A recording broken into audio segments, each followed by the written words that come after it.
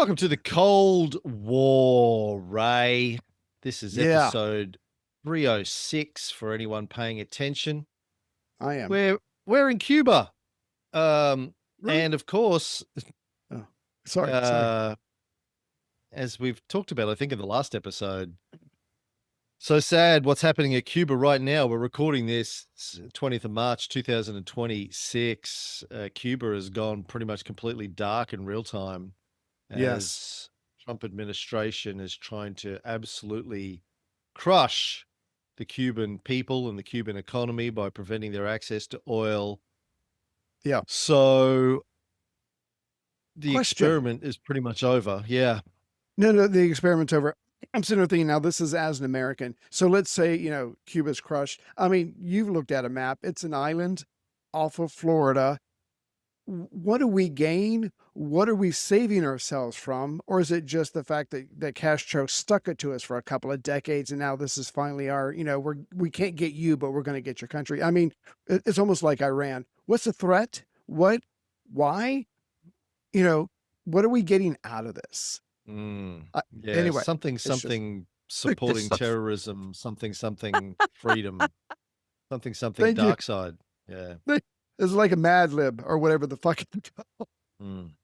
Just fill in the blanks. Sorry, we should probably Well, we're go back going in back to time. 1959. We're going to tell the Yeah, story of how we got here. So, at the end of the last episode, Castro's been criticized by the United States for a lot of the post-war trials that they're doing, and he's basically telling them to shut the fuck up and mind their own business.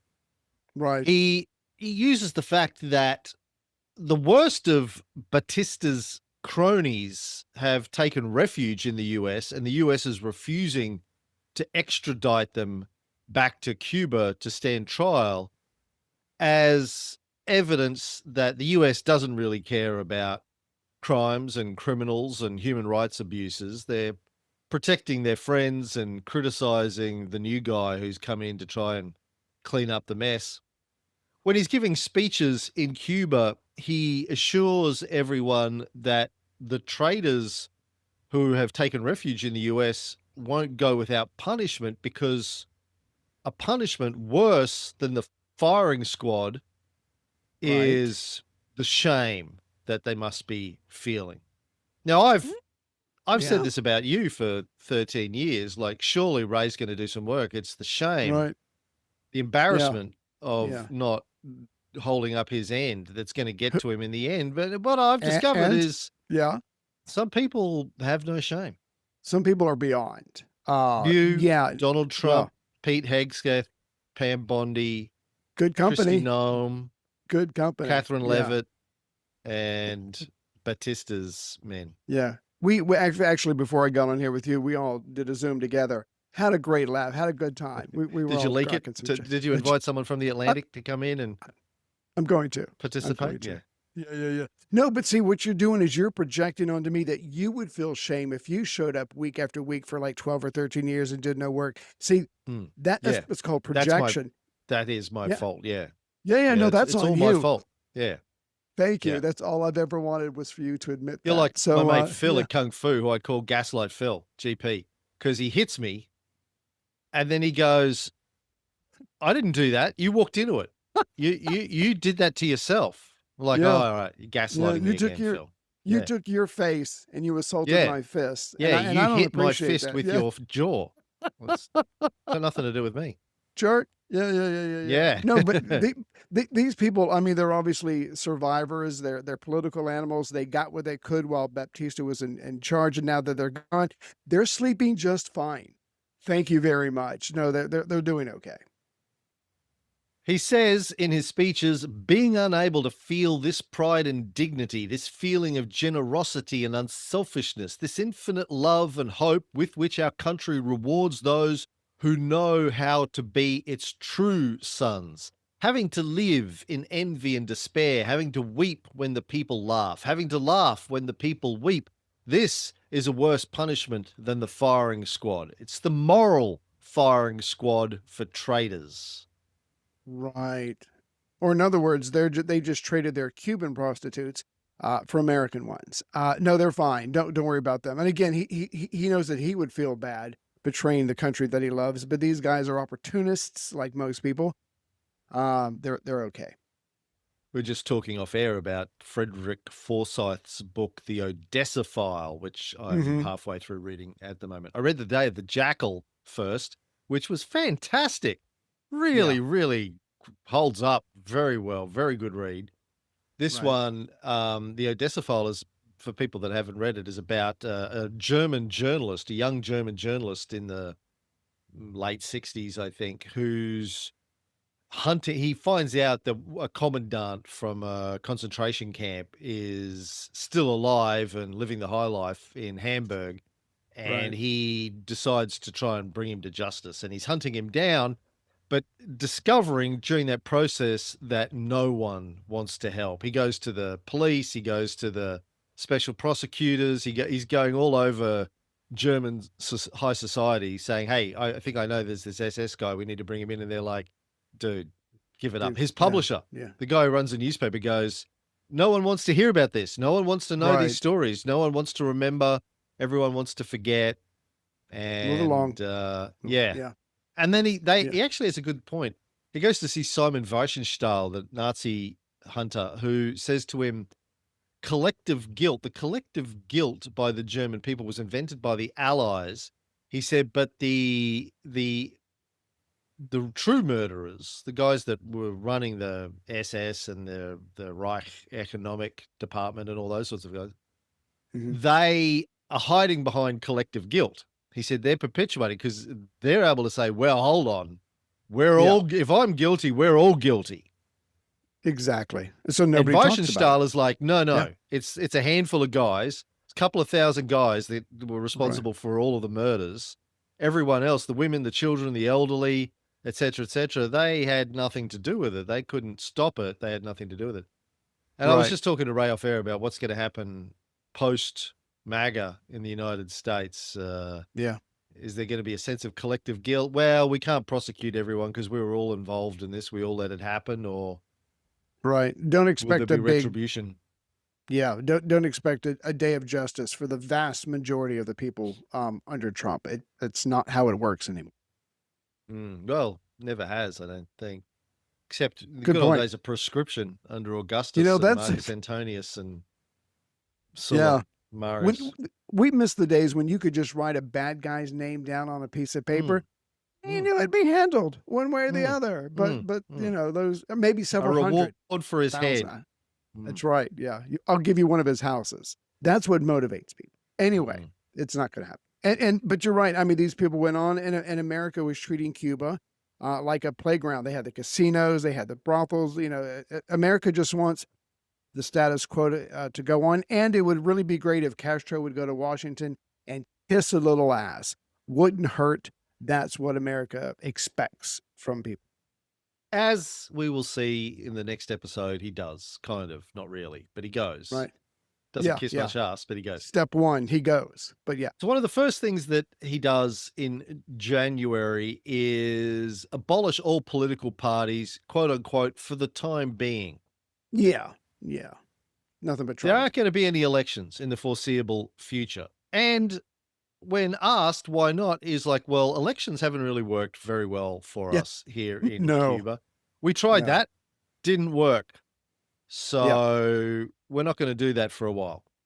Well, if you have elections and you've got people with money, they can skew the results. And he's like, yeah, but you're right. Yeah, we've had people like Baptista come along and we've had thousands of people killed and murdered and jailed and tortured and maimed. Right? Yeah, not exactly working out for us. So we're going to put a pause.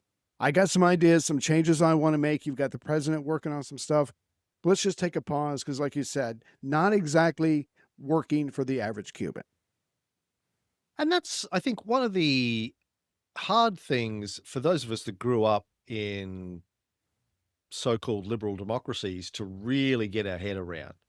Uh huh. We've been brought up under an enormous amount of propaganda to believe that elections, the very fact that elections exist is in and of itself good and true and right and worthy, that Yeah. democracy is the highest possible standard. People need to have a say. They need to be able to vote. And even though I think there's an increasing acceptance in the West that our elections are manipulated through money and propaganda, to varying degrees, definitely more so in the United States than in Australia or the UK or Canada or places like that. As you know, Yeah. our federal elections, and it's the same with our state elections, but our federal elections here happen within about usually 3 weeks of the announcement. Mhm. They have to happen within a certain time window. Right. We get into Makes that sense. window. The prime minister and the government of the day says, "Yeah, we're going to have an election in 3 weeks." Everyone goes, Yeah. "Okay, fuck, here we go." Um, then there's 3 weeks of campaigning, Right. and everyone ignores it pretty much, and then we go and have a sausage and we vote, and that's it. Right? Yeah. It's Then you done move on and with your life. dusted. It's over. Yeah. The elections are on a Saturday, so everyone can actually turn up There's an and vote. idea.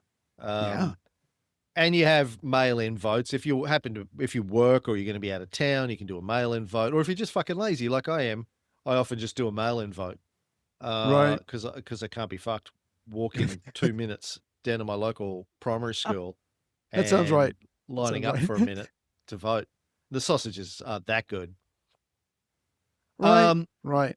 but But in America, right, right. yeah. No, I was gonna say, but in these countries where elections either haven't existed really before, like if you take China or North Korea, they came straight out of either feudal system or a occupied country, or Cuba, where they did have elections, but they had been very, very corrupt and had not had a good experience, like extremely, extremely corrupt. Right. And also just overturned, like, when Castro tried to run and Batista just said, S "Nah, we're not gonna do an Nope. election, fuck it." No, yeah. It's not gonna work for me. Yeah. We have to get our head around the fact that democracy has not worked for those countries. It's not a theoretical construct for them. Oh, elections are good. It's no, elections right at this point in time, based on the level of literacy and the level of poverty and the fact that a handful of rich people can have a massive influence, it's just not feasible. Elections just aren't going to work right now. Yeah. Elections are a luxury. Oh, that's a luxury. Uh, we grew up in a hole in the road. Right. Well, it's just another vehicle for corruption. I mean, again, the average American and Australian, whatever. Yeah, you're right. We've been steeped in, if you have elections, then it's the will of the people and it must be the right thing. It must be the best thing. Well, elections or anything like this, people can be bribed, votes can be suppressed. It's just, instead of just outright murder or whatever, you just manipulate the elections. And Castro's like, no, no, we're taking a break. And like you said, they banded political parties. Congress is going to be dissolved. So they're clearing house. This is something that we just got to stop, look at the entire system, clear the house, and then we can even think about getting up and running again. But right now, it's just way too early for that, as far as Castro's concerned. And I think history bears him out. So yeah, he dissolved the Congress, banned anyone who had participated in the rigged 1954 and 58 elections from political life for life. Right. He Makes froze sense. the bank accounts of any officials suspected of corruption, appointed new people to executive and judiciary posts. 36 out of 40 Supreme Court judges were replaced. Damn. There That's were impressive. further decrees that revised the Constitution to make it compatible with the new revolutionary government's vision for how Cuba should be run. Mhm. The prime minister that they put into place, Miro Cardona, Right. suggested that you required a constituent assembly to produce a new constitution. Castro was like, "Yeah, we don't have time for that bullshit. Like, I already know what we need. We're just going to do it, Right. write it, put it into Right. place." And he Boom. actually said it would be a crime to thrust people into politics in the early stages of rebuilding the country. Mm. What do you think he meant by that, Ray? I don't know that it would the system corrupt them because it was corrupt, or I'm not sure. I'm guessing, but clearly there's a lot of things that need fixing. And what good is it going to do to put different people in? But I'm not sure. Yeah, I suspect that he just felt like there was too much. There's going to be too much political tension in the country, Yeah, and it's going to be too much debate, too much time wasted. When at the end of the day, he knows what he wants. right. He's ready to And not just move. him, Yeah, but his yeah, yeah, movement. And his absolutely. movement's got a lot of smart guys, not just him, that have been talking about this for years amongst themselves. What we're going to do with the country when we get hold of it. They've Yeah, got hold of it. No time for dilly dallying. yeah, Now, I most can see that. people, particularly foreign observers, are assuming that there's going to be a brief pause and then normal political life will resume. Elections will be held as he had promised they would get back to Hmm. elections. But if you look closely at it, as I said before, from his perspective, electoral politics isn't something that is seen to be valuable.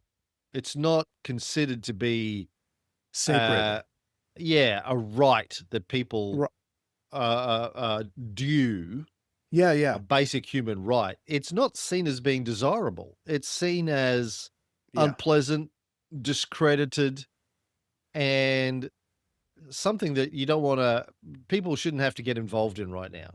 He does not see it as a good thing. Right. Well, the way I was thinking of it is with his mentality, and he's absolutely right. I mean, after they threw off Spain, they've had a couple of good moments, but mostly it's been corruption. And so for him to hold off on the process that one hasn't worked, two has got a lot of people killed, and three has kept most of the people poor, for him to hold off on that makes sense. Now, if you're an American or if you're someone from Europe and you're a foreign journalist and you're over there, and he says he's going to hold off on elections, they're going to clutch their pearls because to them it is sacred. But in Cuba, it like you said, it's apples and oranges. It's completely different. So they're viewing that from their point of view. But he's like, no, this doesn't work. So why should we rush back into anything? We've got a lot of reforms we've got to do, and I'm just getting started. Remember, it wasn't that long ago we just quit shooting people. So let's slow the fuck down and get this right.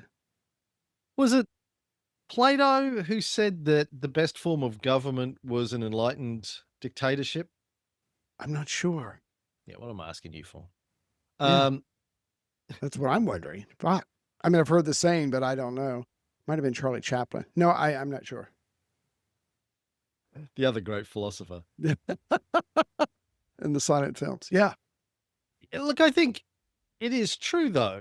An enlightened or benign dictatorship is probably the highest form of government. Somebody who makes good decisions, looks after the people, Cares. is Yes. honest. Yes. It's finding that person and putting them into the position of power that's the challenge. And Right. the old saying about power corrupts, complete power corrupts completely, Hmm. I don't believe. You know, um, and I think you can look to Marcus Aurelius as a counterexample to that, a Hmm. man that had complete power, but also had complete humility and integrity and tried his hardest to be a good ruler, an enlightened ruler. Right. Yeah. Uh, the problem is people like that usually don't end up in positions of extreme power Right. because Because they it don't takes seek it out. and it takes a certain amount of ruthlessness to get to positions like that. Like in your book, Psychopath Epidemic. I mean, if you're going, if you don't care about other people, you can go far. And you understand how power works, you can go far. You're not going to be good. You're not going to be a nice person. But where would you put Augustus on that? I mean, he wanted power. At first, he wanted power to protect himself because others were trying to kill him. But I think he did. I think he legitimately cared about the state. I think he legitimately cared about the people, but he knew he had to have the power, camouflaged though it was, in order to cut through all the shit and get things done and make the reforms that he felt that Rome needed. Yeah, I think Augustus could have gone either way. Yeah, Mm, my take on him after we did all those shows is yeah. that The reason he didn't go full tyrant Right. is that he, for at least for the early part of his life, he was surrounded by good men that kept him in check. I could see Agrippa that. Yeah. Yeah. and some of the other guys, right? S- Yeah. Started with an M. His political advisor. Yeah, Yes. not. I I was can't. going Marcellus, but it wasn't that. I can't. Yeah. But when you're surrounded by people who can get stuff done for you without going extreme, why not choose that path? Because it's going to be easier on you, and the people are going to resist less. And let's not forget, Augustus was a very shrewd, smart motherfucker, and he knew how to play the game brilliantly. He disguised things, and he got what he needed. But again, at the end of the day, you have to have someone who has the will and the ability and the power to push things through and not sit there and endlessly debate it. Mm. And I think Castro definitely sees himself as the, increasingly, not at this point. At this point, he's still trying to figure out what his role is, but he does see himself as the enlightened dictator. Yeah, He's the he guy cares. Yeah. that he believes he's a good man, he's an honest man, he has a vision, and that the country is too close to the United States. The United States have too much of an interest in corrupting it, too much Yes.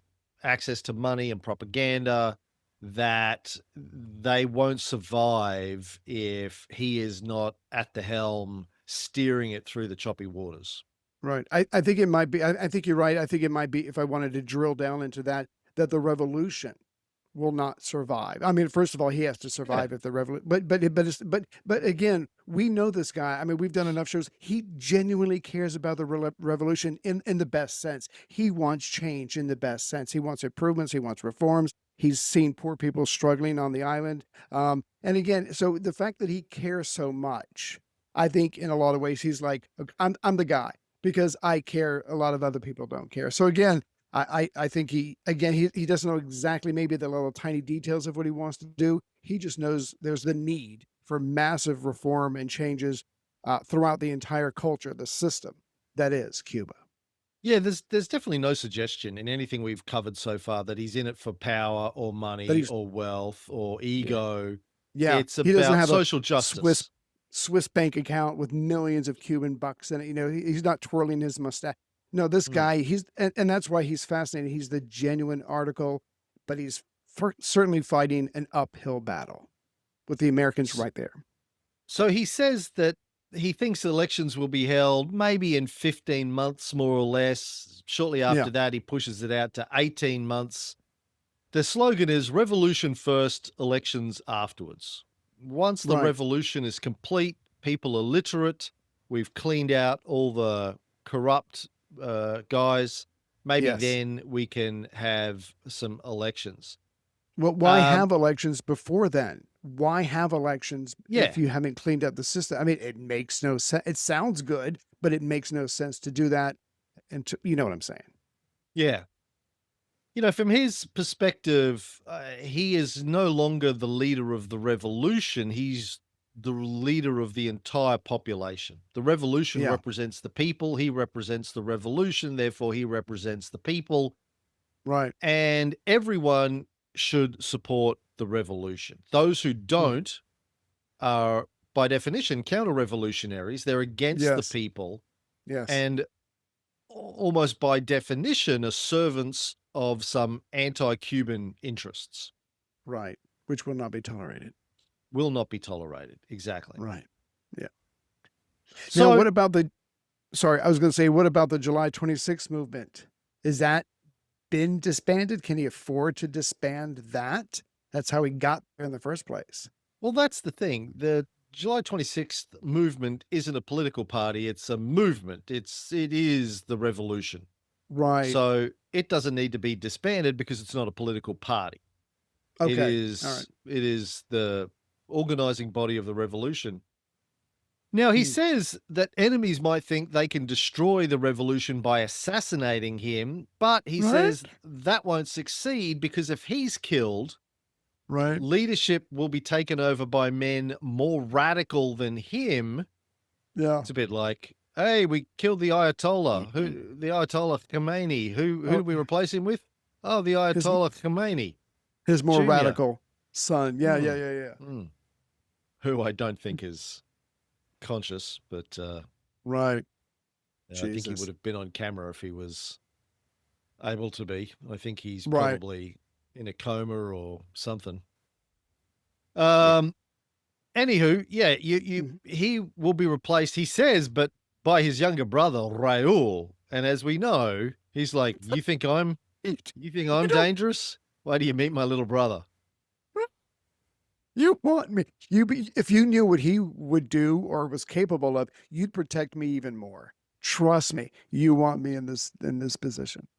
And he says he would have preferred someone who wasn't a relative, Hmm. but Right. Raul was the best qualified. He'd been there from Yeah. the beginning. He's a Educated. soldier, he's a Yes. commander. Yeah. Loyal. Yeah. Makes sense. So, having named Raul as his successor, he sets off on his first international visit to Right. Caracas, Venezuela, to Hmm. celebrate the first anniversary of the overthrow of the dictator Perez Jimenez and to Right. thank Venezuelans for supporting the rebel army. Of Now, course, if I could, sorry, go ahead. Sorry. I was going to say the great irony is today, Cuba's economy is about to collapse because Trump cut off oil from Venezuela. But there you go. Yeah, exactly. And the thing about Venezuela then, it was what was interesting about that, it was that Jimenez was president from 52 to 58, and at the time oil prices were a little higher than they normally are. And and Venezuela obviously has a lot of oil. And so he's selling that oil and he's making lots of money. He does stick millions of dollars into his own personal account because any good leader would do that. But he is able to focus on housing, public works, hydroelectric, mining, steel. On the other hand, just like Baptista, if you said something bad about him, there was a good chance you, your friends, your family would end up disappearing. It's called the Operation Poof. You would just poof and you would go away, maybe dead, maybe tortured, maybe maimed. So he did some good things with the money. He helped himself, but at the same time, he terrorized the people to the point that they eventually, I don't have the details, but rose up. I think they got help from the Venezuelan military as well. So again, just another strong man who was abusing the system. He was horrible to his own people. And here's Castro going, I'm trying to do so much better. And thank you for supporting us during our, excuse me, during our revolution. But the fact that he went to another Latin American country and not the United States, this man he knows how to play the game. And where did he end up, Jimenez? Ooh, ooh. Somebody ended up eventually in Spain, but I don't know. Where did he end up? He's in Miami.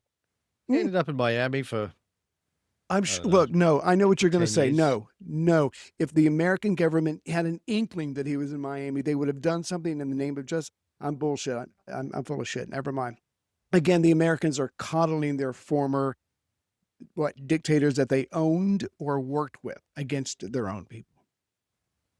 He retired to Miami, where he got away with it for about 10 years, give or take. And then he was extradited back to Venezuela on Right, charges of embezzling $200 million. And that was back when $200 million was a lot of money during his presidential tenure. right, And he right. was put in prison until his trial, which didn't take place for another 5 years. Ooh, He was right, convicted of embezzlement, sentenced to 4 years in prison, but was released because he'd already spent more time in jail while he awaited trial. He was then exiled to Spain, right. where he was protected under the Franco government. There we go. Yeah, yeah, yeah. Franco. Did you look at a picture of Jimenez? Not I did. exactly the most scariest looking. It looks like the Pillsbury Doughboy, but whatever. But not exactly intimidating, but nice uniform. Nice uniform. Yeah, Yeah, yeah. yeah. Uniform goes a long way. It So really does. Cuba, Fidel goes there and he's greeted by huge crowds Yes. that are cheering for him. The president elect at the time, Romulo Betancourt, says that if Fidel were running for office in Venezuela, he'd win by a landslide. Ooh. he makes a bunch of speeches calling for close Cuba Venezuela ties, implies that the US will try and influence the future of both countries, that the US was the main threat to Latin American progress. Yeah. In private, he asks Betancourt if Venezuela could supply Cuba with oil and a $300 million loan. Uh, And Betancourt's like, ooh, it's let me get back to you I on think that. I left the kettle on. I gotta go. Great seeing you. Drop by anytime. Uh, I'll get back to you. Yeah. So Castro is already trying to sell the idea of a Latin American union of sorts, where Yeah. Latin American countries can band together to fight off the United States, which makes me wonder why that has never happened, why they have never formed some form of genuine alliance where they can use their combined economic power to prevent the United States from fucking with them. Right. Well, Do you have any thoughts on that? several. Well, first of all, just like Jimenez, I mean, we was support and we controlled various dictators throughout the years before the Cold War, so they're obviously not going to bite the hand that feeds them. So that's not going to happen. With all due respect, Latin America has a lot of development they would have to do. Certainly, their military to try to keep the Americans out, but all of that quickly goes in the trash can because as soon as the Cold War starts, most of the Latin American countries are going, Monroe Doctrine, you promised to protect our ass passively by not allowing European nations. And here, so it once the Cold War starts, it becomes their interest to support the Americans to a certain degree because the Americans are the shield of democracy. But between self serving before the Cold War and the Cold War, the needs of these people after the Cold War, it just wasn't going to happen. Now, if you had a Castro in every one of those countries in Latin America, that's as close as you're going to get to a shot of some kind of Latin American united federation. But with one guy calling it out or requesting it or dreaming of it, it's not going to happen. Well, I think a lot of that is legitimate, but I think there are also economic issues which have Absolutely. prevented Latin America from unifying in some sort. I mean, Hmm. the EU was forged largely as a result of the devastation of World War II, which Right. Latin America has never had sort of a singular existential crisis like that for the entire Hmm. region that has forced them to Yeah. rethink their trade arrangements and their partnership arrangements. And their economies are essentially competitors. Most of them export the same Do that. basic commodities to the same Exactly. external markets, as Yeah. opposed to Europe, where Germany and France and Italy don't really specialize in the same sort of exports. They have distinct things that they're good at. Hmm. They also have very low levels of intra-regional trade around Latin America because of that. I think it's like Yes. 15% compared to about 60% in the EU. So very Hmm. low levels of inter-country trade in Latin America. Geography Yeah. also probably plays a big role. The Andes and the Amazon act as physical barriers to intra-regional trade. It's often cheaper for, say, Santiago to ship goods to Shanghai than it is to ship them to Brazil Wow. because, they don't have Geography. to get over, yeah, Yeah. you can just throw it on a ship as opposed to get it over mountains and across the Amazon, etc. Exactly. No, I think you're absolutely right. It basically it always comes down to money, right? So, or that's a very big factor. And then the politics in the region suffers from like the pendulum syndrome, where you'll get a left wing government that'll try and move them in one direction, then they get replaced 4 or 8 years later by a right wing Yeah. government, which swings them in the opposite direction. Lack of They, progress. yeah, you end up with like this spaghetti bowl of weak institutions that sort of get flicked from pillar to post when every new administration comes in. Right. And then you've got decades of colonial trauma and US involvement and sponsoring dictatorships and death squads and all that kind of stuff that make people pathologically protective of their borders and their Mm, independence when they do have some autonomy. yeah. We know how hard it is even for European countries to get behind the EU, and that's why the United Kingdom pulled out in Brexit and those sorts of things. People get uppity about having some sort of quote unquote unelected body telling them what they can and can't do. And then Right. you have the influence of external countries like the US and increasingly China that prefer dealing with individual nations rather than dealing with a unified body. So they have Yeah. interests in keeping Latin America divided. It's like a divide and conquer strategy. So Absolutely. I think there's a whole bunch of economic reasons why Latin America has never been able to successfully come together. I mean, there's always different economic trading organizations that are put together and they come and they go. They last for a while and then they get replaced by another one. Yeah, You need Castro stability. had the non-aligned movement that he and a bunch of left-wing governments put together. But Yeah. yeah, it's never really come together, and so that's why Trump's able to go in and take over Venezuela and go in and crush Cuba's economy without a massive backlash from Uprising. all of the Latin Exactly. American countries against the United States. Exactly. Yeah. And certainly Washington has worked very hard to keep it that way because it benefits us. So, yeah. But so here's Castro going, oh, we need to do better. There's dictators in Guatemala. There's dictators in the Dominican Republic. We need to get rid of these people. But again, those are stuff outside of his borders. And I'm sure it sounds nice. But as far as the Cuban people are concerned, they're just focused on him improving their lots in life. Yeah, so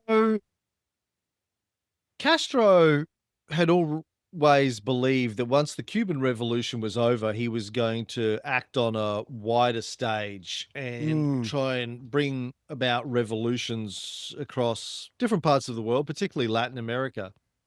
When the right. war was nearly over, he told the communist Carlos Rafael Rodriguez that after Batista was gone, he would devote his energies to overthrowing dictators in Guatemala and the Dominican Republic. Rodriguez took that to mean that Castro had no ambition to govern Cuba, that he was going to go off and be an international revolutionary. Right. What Castro probably meant is he was going to do both. By governing a strong independent Cuba, he would be Right. able to support revolutions in other parts of Latin America, Yeah. which, as we'll see, is what Che Guevara wanted to go and do. Yeah. And Castro tried to slow his roll, tried to talk him out of it, Yeah. saying, "No, these countries aren't ready yet, and we're not ready yet. We can't do it so quickly. We need to build up Cuba first, and then we can go and do that." But Yeah. Che was in a hurry, Shows like, was in a no, no. rush. Well, we've done enough shows to know that timing is very important in larger historical events. So Castro is not wrong, but again, he is a dreamer in the best sense, and he wants the best for Latin America. But that's a lot to run a country and to try to promote revolution. That's yeah, wow, that's ambitious. That's burning the candle at both ends.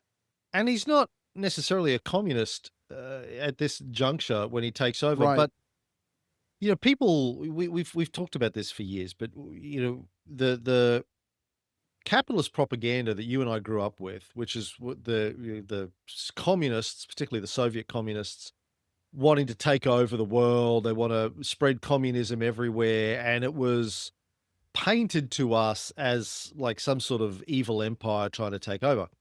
right. From the perspective of the communists and from countries like Cuba during this period, they understood that what they needed was a trading bloc.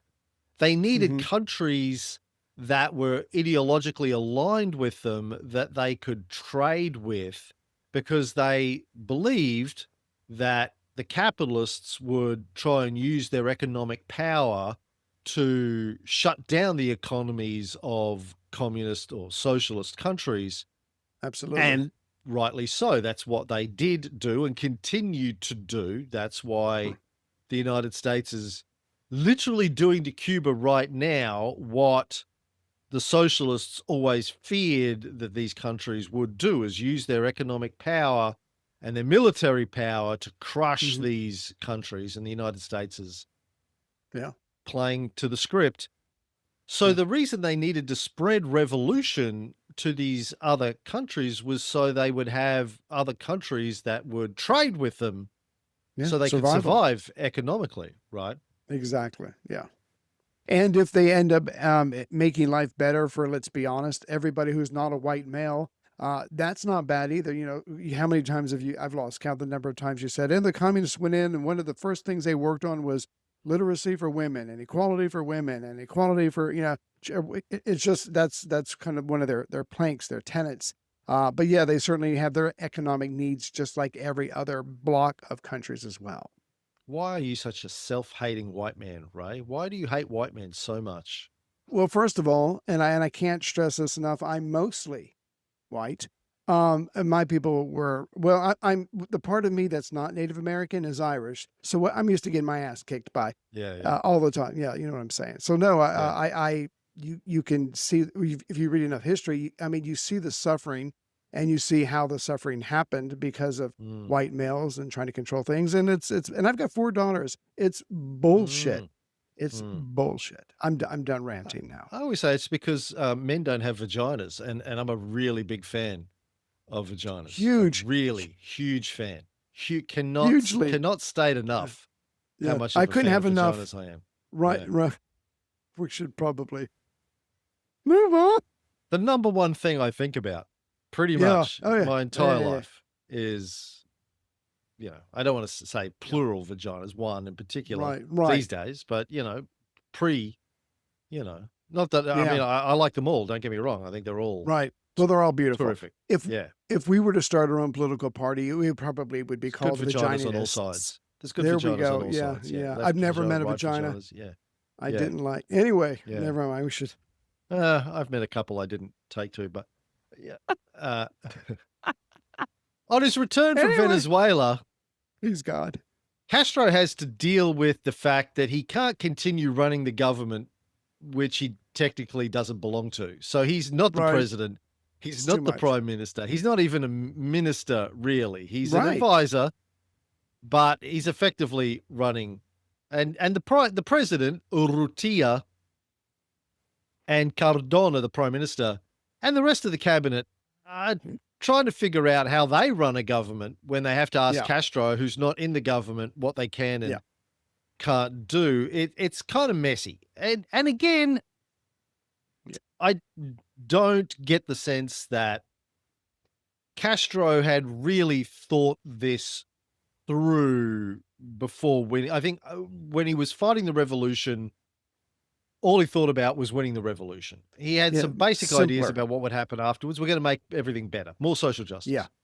When he Exactly. takes over, as we've said in previous episodes, he was like, well, Batista's gone, but the revolution isn't over. We still need to get rid of all of his armies. We need to get rid of all of the corrupt guys. We need to clean everything up. We still need a revolutionary army that is Right. taking care That of biz.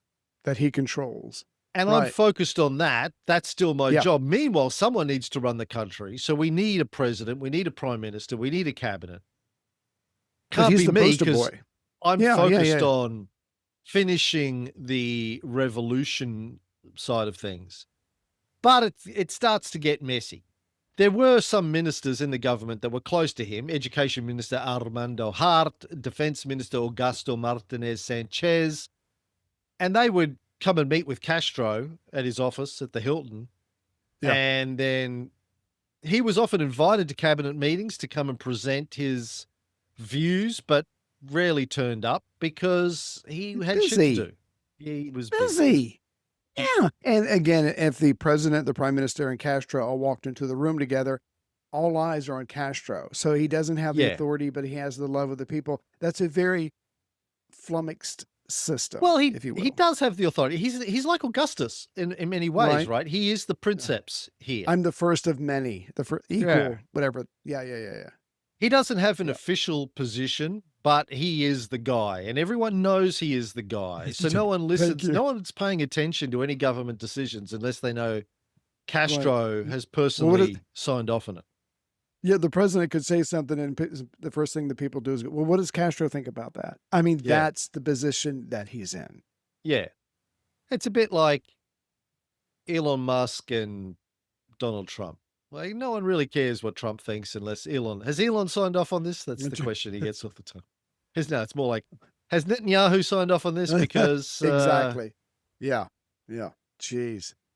Was it a year ago that Elon was firing people with through emails and saying, "Hey, send me an email of the top things that you're doing, or you're fine." I mean, it was fucking, and that was only a year ago, right? yeah, Insane times. good It's like 10 times. years ago. Good Good times. times. Sorry, go on. That was before Operation Epstein Distraction. Epstein Distraction. Oh, that's so How's that going? true. Yeah. Yeah, not. It's not going. Anyway, Celia Sanchez, I nearly said Trump's administrator, Castro's right hand woman, access. Yes. perhaps lover, kept telling him, look, this isn't going to work. You can't have Yeah. two centers of power. There needs to be one person. It needs to be you. You need to run the government directly and openly. And it all came to a crunch over gambling and prostitution, It always as it does. At least, always at least does. for Yeah. me. Yeah. Well, Drugs see the and yeah, hookers and I gambling. think exactly. I mean, that's where my life is. Anyway, so the President Urrutia was focused on things like that, and what he wants to do, or what he does do, is he closes down the brothels, he closes down the gambling outlets, he shuts down the national lottery, and all these things. But see, in his earnestness, I'm going to give him this, in his earnestness to shut down these things that, to his way of thinking, has tainted Cuban culture. It's certainly not good to have your local girls become prostitutes. It doesn't matter how much money they make; it's still not the way to conduct yourself. So he shuts this down. Well, there's suddenly thousands of people out of work. There's thousands of people not generating. They're not getting paid. They're not able to go shopping and buy things. It's a hit to the economy, which is the last thing that Castro wants. So a lot of people start complaining to Castro, and he's like, "Whoa, whoa, whoa, whoa."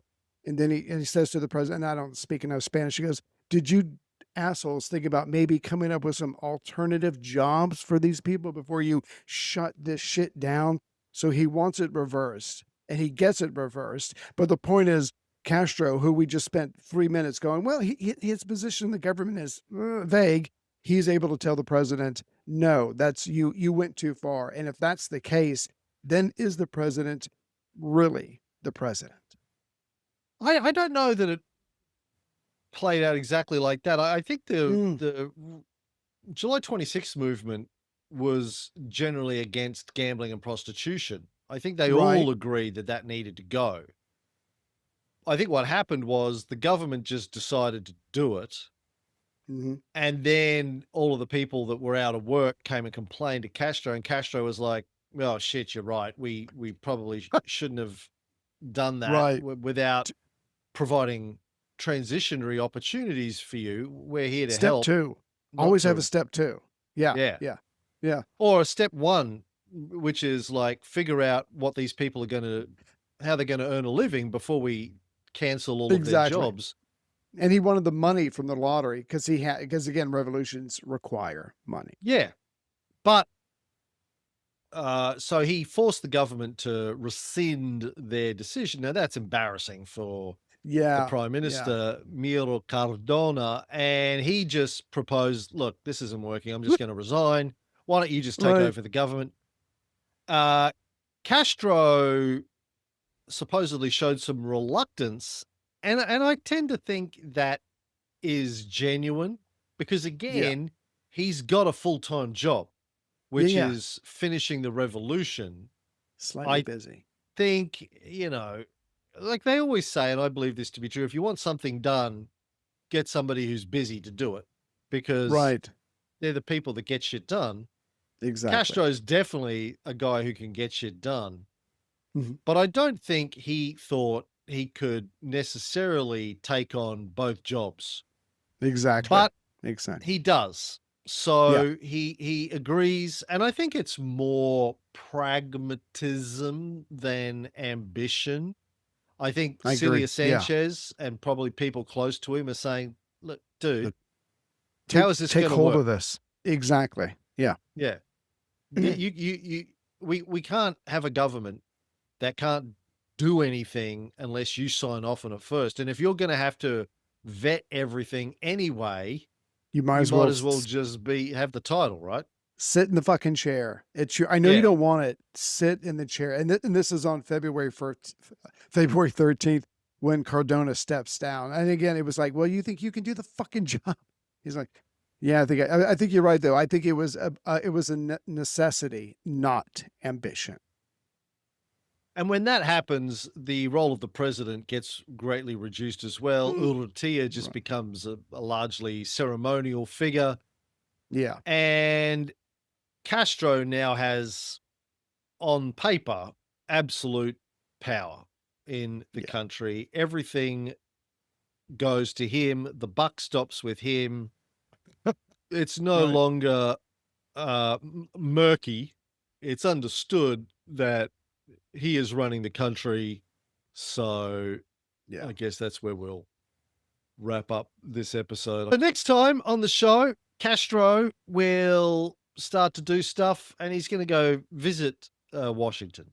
Castro goes to Washington in our next episode.